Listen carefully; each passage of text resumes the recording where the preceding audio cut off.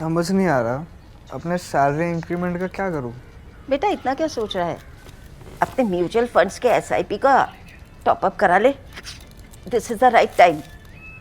क्या? समझ में नहीं आया। बेटा इतना क्या सोच रहा है? अपने म्यूचुअल फंड्स का एसआईपी टॉपअप करा ले। This is the right time. अब समझा।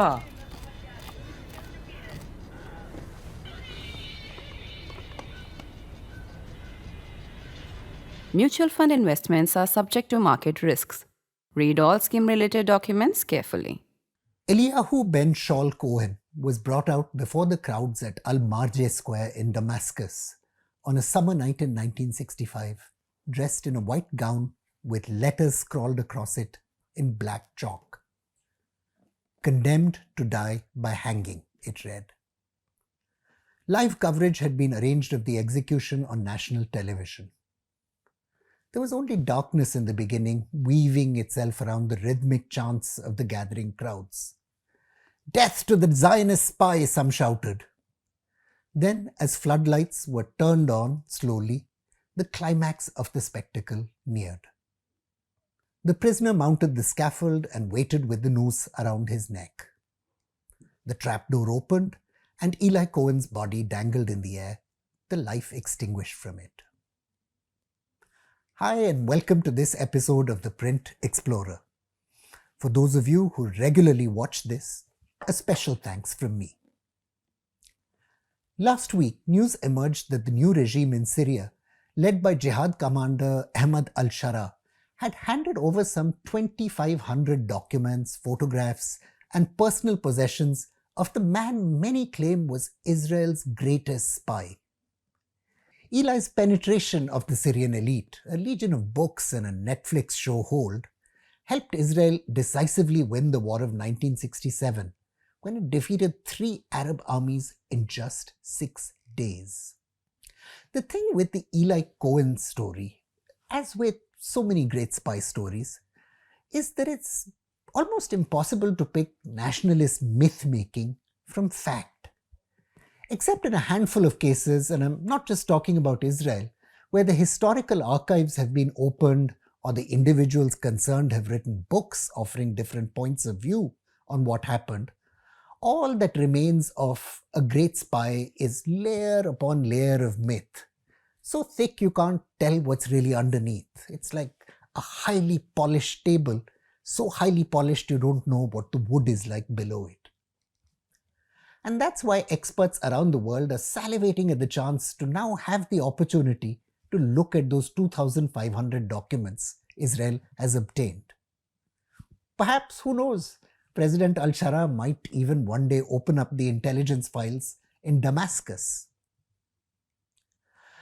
For pop fiction writers, of course, this ambiguity around the story of the spy is great. They can attribute almost any superhuman achievement to a national hero, and there'll be plenty of people willing to believe it. But for serious students of history and warfare, this opacity isn't so good. True students of intelligence want to understand how much espionage actually contributed, whether it was advance warning of hostilities and enemy intentions, the acquisition of critical technology, or sabotage. The popular accounts of Eli Cohen's work attribute to him a key role in identifying the Syrian Arab Republic's defensive lines on the Golan Heights, achieved, so the story goes, by using his connections to a senior military official to travel through the region. It's a great story, but is it true? The historians Ian Black and Benny Morris throw a little cold water on this one particular story, noting that by the time of the 1967 war, the IDF had highly customized Phantom RF-4X photoreconnaissance aircraft, which would have given them far better views of the Golan fortifications than anything Eli would have seen from a jeep on the ground. From the 1960s onwards, moreover, the United States' powerful Corona spy satellites were also regularly producing images with 6-foot resolution, which would have provided intelligence on Arab troop concentrations and defenses. The historian's cold eye indeed often reveals that the incredibly heroic feats of some spies, such as the work of the British Special Operations Executive behind enemy lines in Europe, had a much smaller than advertised impact on the big picture. Finish reading David Stafford's masterwork on the Special Operations Executive, which you'll find links to in the main text version of this episode, and you'll come away awed by the courage and commitment of individuals who waged the Allies' secret war against the Nazis in Europe. But you'll also wonder if it was really worth the effort. And so be warned, if you're expecting an uncritical account of Eli Cohen's achievements, stick with watching Netflix. But if you're interested in what the world's great spies did and did not achieve, this episode might just interest you. For all of you who've seen the Netflix version of the Eli story, my apologies too. Some of the next few minutes will not be interesting to you, but I'll try and keep the story short. Like many Jews, Eli Cohen's family migrated from Aleppo in Syria and resettled in Egypt's cosmopolitan hub, Alexandria. They left, according to the account of Eli's brother Michael, in 1914. They had grown up in an Arab world where the looming creation of Israel had created increasing hostility to Jews who had lived in the Middle East for centuries.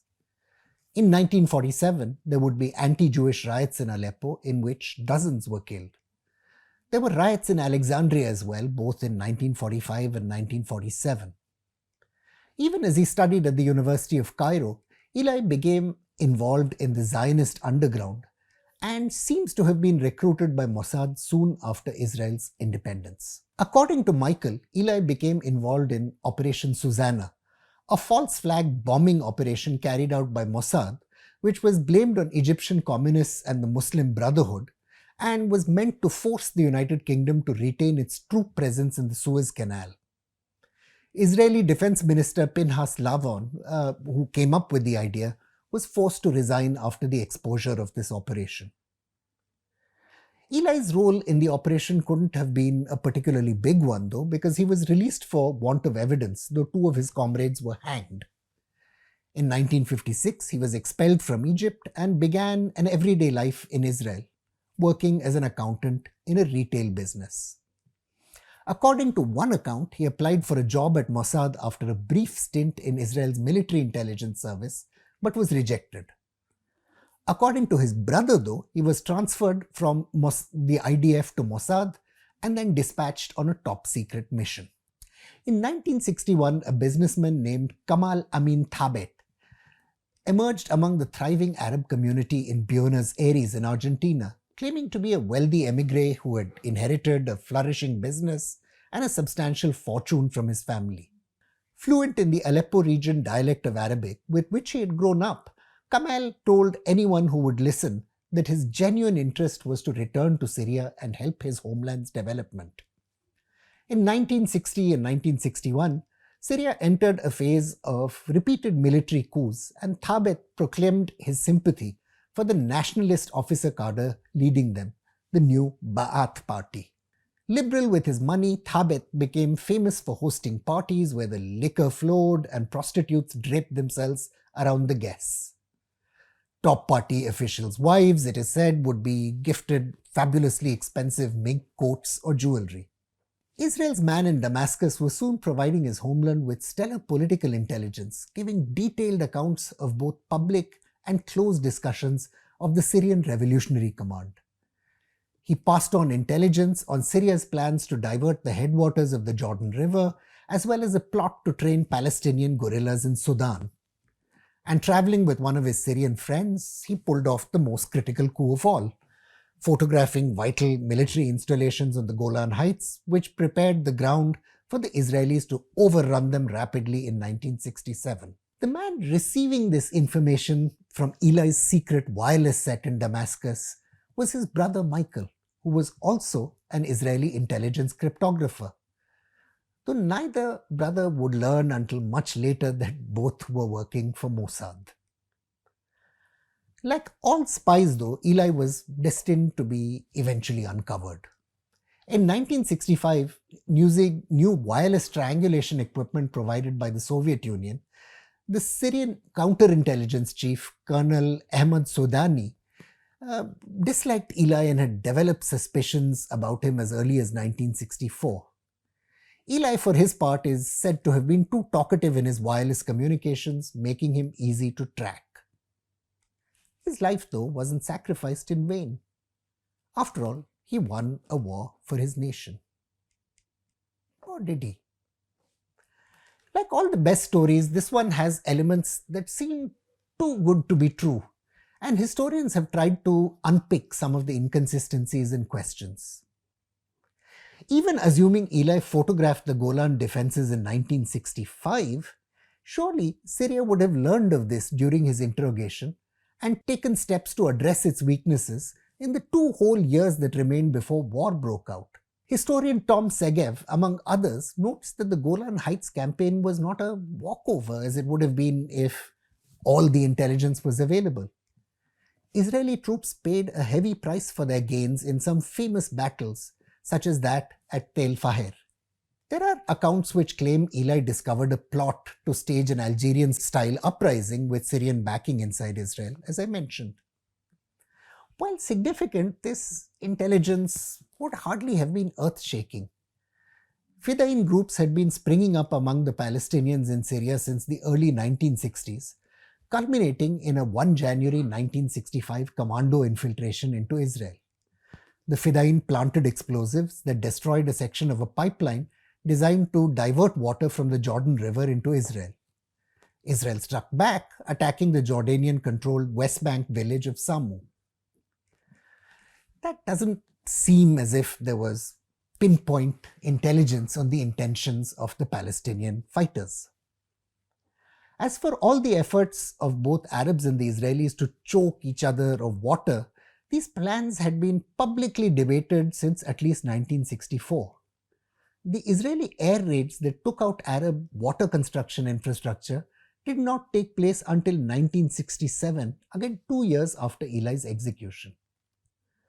The questions thus remain: how much did the intelligence Eli provided give Israel warning that it wasn't receiving from other sources? How crucial was his access to the Syrian elite in giving insight into their thinking of plans? How far did it help Israel preempt threats? The simple answer is that we don't know, because no historian has been allowed to examine the archives and arrive at an independent assessment. There are some excellent books, but just not enough information to arrive at a critical, robust determination. In the meanwhile, we have to make do with a myth, which is fine as long as we're clear that it's a myth. Large parts or small parts of this myth might be true, but the judgment of history has to wait. And again, that's why those 2,500 pieces of paper we might or might not get to see are so vitally important. Like some, you could ask if the truth in these things really matters. After all nations and tribes and civilizations are bound together by stories of greater or lesser reliability.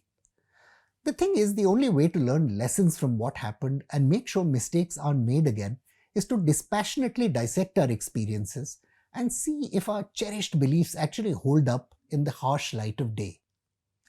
This is the reason why many countries that take war making seriously, Israel yes, but also the United States, the United Kingdom, even Norway, spend a great deal of energy, time and resources declassifying and studying military history.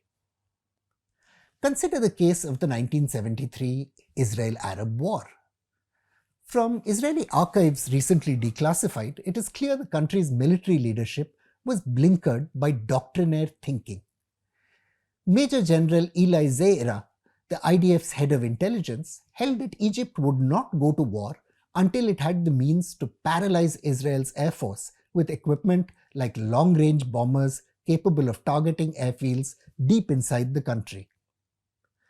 Former US State Department official Michael Doran writes that when the King of Jordan made a secret visit to Israel to warn the Prime Minister of imminent war, Cohen proved impossible to persuade. Looking back, this was not unreasonable. What possible motive might Egyptian President Anwar el-Sadat have for starting a war in which thousands of deaths were certain, unless he hoped to be able to seize back the Sinai Desert he lost in 1967. The loss had given Israel access to oil as well as control over the Suez Canal, shocks that Egypt only survived by becoming a Soviet client state. What the IDF didn't know that El Sadat had settled for a much more complex strategy. Lieutenant Colonel Stephen Meek notes, which accepted Israeli dominance of the air. Instead, Sadat hoped only to protect small zones of Egyptian incursion into Sinai with a new generation of Soviet air defense missiles like the SAM-6. Egyptian armored officers had studied Israeli armored maneuver tactics obsessively and concluded that shoulder-fired missiles could also defeat Israeli tanks. Lulling the IDF deeper into sleep, even as it practiced its own revolution in military affairs, Egypt staged mobilizations of troops and military maneuvers no less than 22 times from 1972 to 1973, on average once a month. After a while, the Israeli intelligence services barely noticed. Finally, it was the word of an angel, the legendary agent revealed to have been former President Gamal Abdel Nasser's son-in-law, Ashraf Marwan, that finally shook Israel's complacency. The country ordered a mobilization. There was no actual response though, even as Egyptian soldiers began to take the last steps towards attacking the thinly held fortresses through which the Israel protected Suez. In this case, the historian Uri Bar Joseph shows that even though Israel had advance warning from no less than a king and its own most trusted spy, it almost blew it anyhow. Let's get back finally to the unresolved question which I raised earlier of what actually makes for a genuinely great spy. Among any professional list would have to be Richard Sorg, the half-German, half-Russian journalist. Late in the 1920s, Sorg was recruited by Soviet intelligence to run a spy ring in China. He was then ordered to join the Nazi Party in 1933 to perfect his cover and proceed to develop a reputation as a respected journalist. He worked for many years for the Frankfurter Zeitung newspaper. Finally, Sorg succeeded in persuading his editors to send him to Tokyo as a foreign correspondent in the mid-1930s. Once in Japan, Sorg proceeded to create another spy ring, which included an advisor to the Japanese cabinet and an American communist who was also working for Soviet intelligence as Sorg's interpreter. In May 1941, Sorg reported to Moscow that Hitler was planning to invade the Soviet Union and that 170 divisions would be launched on the 20th of June. Intelligence that was just 2 days off. The Soviet dictator Joseph Stalin, though, ignored the warnings, convinced that the Nazis would not turn on the Soviet Union. He let it be known that Sorg was a traitor who was planting information to derail the Nazi-Soviet pact. Later, Sorg was able to report in August 1941 that Japan had plans to attack targets in the South Pacific but not in the Soviet Union. This time, a wiser Stalin listened to his master spy. The Soviet Union was able to remove battle-hardened troops from the Manchurian border, freeing them up to partake in a counter-offensive against Nazi Germany that stopped its armies just before the gates of Moscow. Leopold Trepper, who ran the Red Orchestra spy network in the heart of Nazi Germany until 1942, must also get an honorable mention. Peter Wright, a senior MI5 officer, explains in his book Spycatcher that Trepper was one of a group of so-called illegals or agents operating outside diplomatic cover that included Ignat Reitz, Walter Krivitsky, Theodore Mali, Arnold Deutsch, Richard Sorg, Dmitry Bistrolyov, Henry Pieck, Hans Bruse, and Alexander Rado. This group penetrated Nazi power circles in Germany, France, and Japan, allowing Stalin a close-up view of his enemy's intentions and decision-making. That's quite an achievement. Kim Philby, or Harold Philby to take his proper name, would also have to count on this list. The great Soviet double agent was recruited when he was a student at King's College, Cambridge in the 1920s. Philby, on the instructions of his controllers, abandoned his Communist Party allegiances and later joined the British Secret Intelligence Service, or MI6. Throughout the Second World War and the early years of the Cold War, he disclosed the most highly classified secrets of the West to the Kremlin. Agents sent by MI6 into the Soviet Union simply disappeared into the cold. We know why. The man who was sending them was also betraying them. It's important to note, though, that Philby's career was helped in no small part by the biases of his national elite.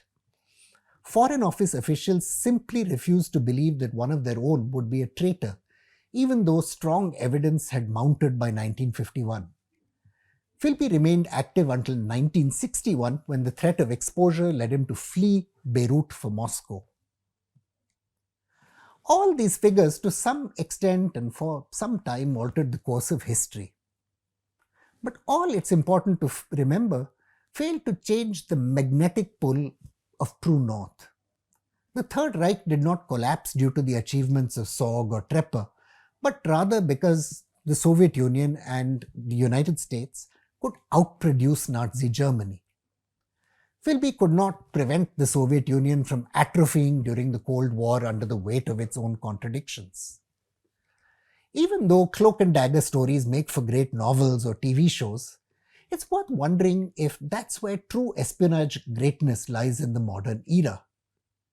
Kim Philby was ultimately undone not by counterintelligence, but teams of mathematicians and cryptologists who broke the Soviet Union's diplomatic cipher, codenamed Venona.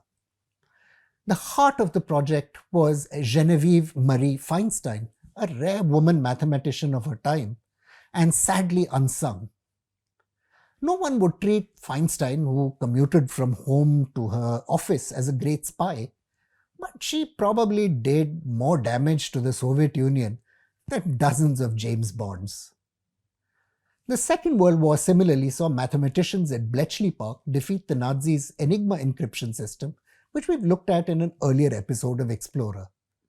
There again, mathematicians, Poland's Marian Rejewski, Jerry Rossicki, Henryk Zygalski, and of course Alan Turing, about whom a movie's been made, provided the breakthroughs that claim more Nazi military equipment and lives than any special operations executive cell. The engineer Tommy Flowers, who humbly worked at post office researching telephones, devised the principles of mechanical decryption. Tommy Flowers' machine eventually gathered more war-winning intelligence than all the spies of Nazi and Allied intelligence put together. The great writer John Updike said this: "From infancy all, we are all spies. The shame is not this, but that the secrets to be discovered are so paltry and so few." Perhaps we like the romance of stories like Eli's because they're about our own lives and dreams, about treachery and intrigue, noble principles and heroism, betrayal, sex and glamour, things we'd have or would like to have. The war spy lives out our fantasies on a grand stage few of us will ever be privileged to perform on. To be seduced by their story, though, is to accept illusion over the reality of war, a thing more tawdry than we perhaps like to imagine. I'm Praveen Swami, and I'm a contributing editor at ThePrint. Thank you for watching this episode of The Print Explorer.